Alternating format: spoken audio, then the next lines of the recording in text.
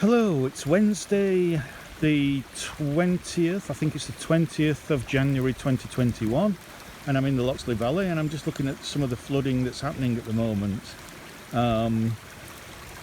This is part of the RAG site where Patrick Properties want to build at least a part of the 300 homes that they want on this site, and as you can see, this stream here, which actually comes down from that road up there, you might just be able to see a lorry on that road up there, and it channels the water ideally into this goit here, which feeds Rag's Pond. But as you can see, this is just going right onto the Rag site and causing the Rag site to flood. So that's part of the site that Patrick Properties want to build a certain number of homes on. This flooding is nowhere near as bad yet because we've still got more rain to come tomorrow on Thursday. It's nowhere near as bad yet as in 2019 and nowhere near as bad as 2007, but even so I'm going to walk along and film the kind of flooding that we've got already, and the more rain we have from now on, it's only going to get worse because there is a huge catchment area up there of highland further up where all that water is going to come down. It's going to come down in this valley and this valley only. So this is why flooding is such a major issue around here.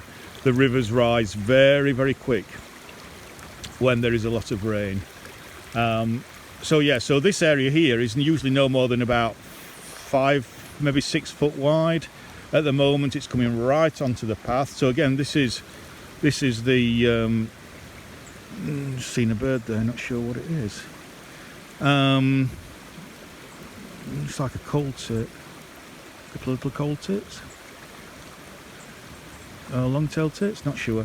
Anyhow, this goit comes and feeds under there, but you can see it's absolutely, it's running under there, but it's flooding this path already.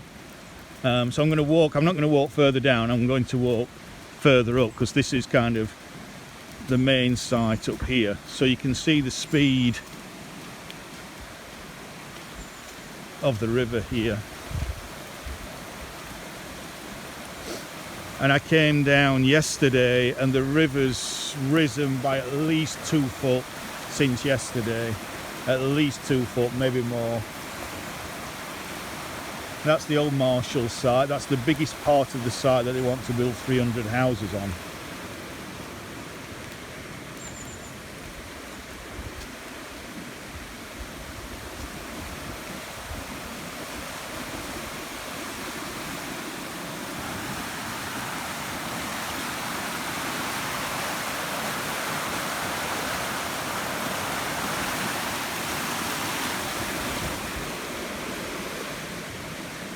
You can see again part of that stream that's bringing all the water, that's channeling all the water from the hillside up there, is coming down here as well and absolutely overfilling this channel to the point where at some point you would imagine this comes over the top and starts to flood into the river there as that river level rises. You can see the outlet pipe there, which I would imagine is some kind of drainage pipe for that site anyway, is now almost, the water is lapping at the bottom of that there. I'll zoom in a little bit. So once that's covered up, potentially no water or very little water is draining off of that site. So then all the water that's coming down onto that site off of that hill is just going to stay on that site. So without even this flooding into there, unless you provide a decent floodplain for this river in other places along this river valley, this water has nowhere to go.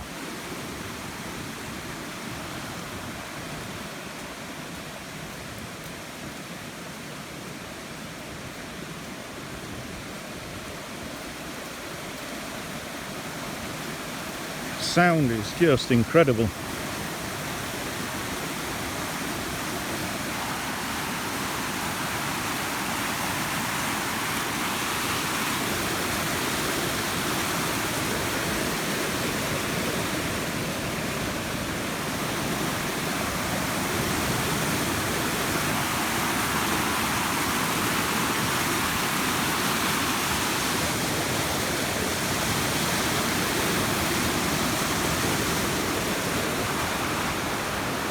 Now yesterday there was an island there, and now you can't see it. That's how fast the river has risen. The river is usually, I would say, about 6 foot below this path.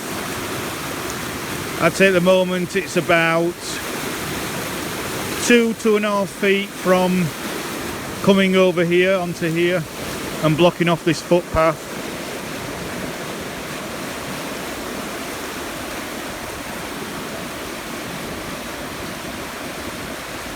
And then we have a weir here. So as you can see, this weir is built so that it channels the water down along there to feed that pond down there, Rags Pond.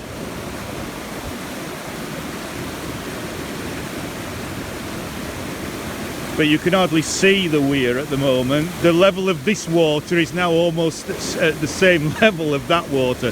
There is so much in this narrow channel that it's just, you know, another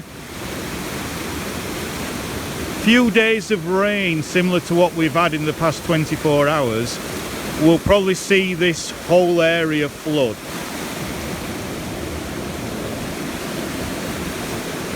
Now there is still some capacity here because we've got some land that's raised a little bit, but it's still lower than this land for the river to flood into this area here.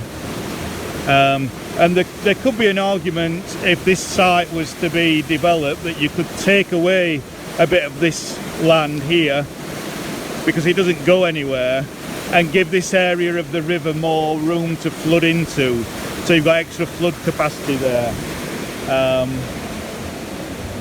So let's go up the steps and have a look at the narrow part of the river.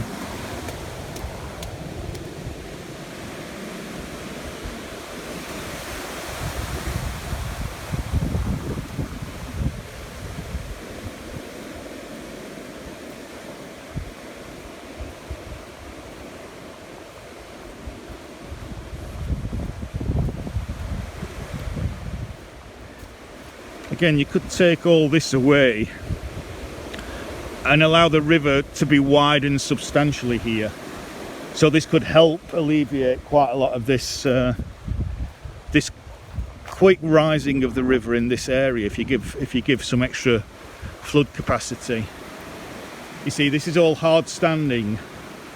If you were to remove all this, see how the river's already almost overtopping that. It's maybe only, it's hard to tell, 6 and 8 inches, maybe, I don't know, 8 inches to a foot below this wall.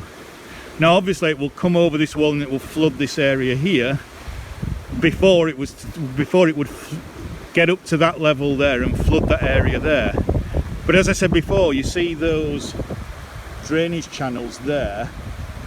If they become blocked, then all the water that you see over there and that's running down the hillside from the hills up there will sit there, and it's got nowhere to go other than to increase the level of this river. And if the river's pushing that back, if the river's already swamped that, then you're going to have more flooding on there.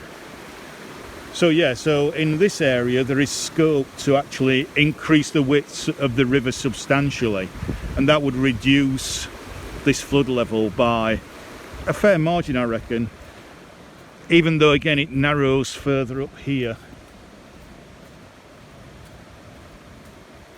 In fact, I'm going to leave this video there because it's raining, and I've already had problems with the raindrops switching off my video, so I'm going to leave it there and then record a second video further up where the river is very narrow.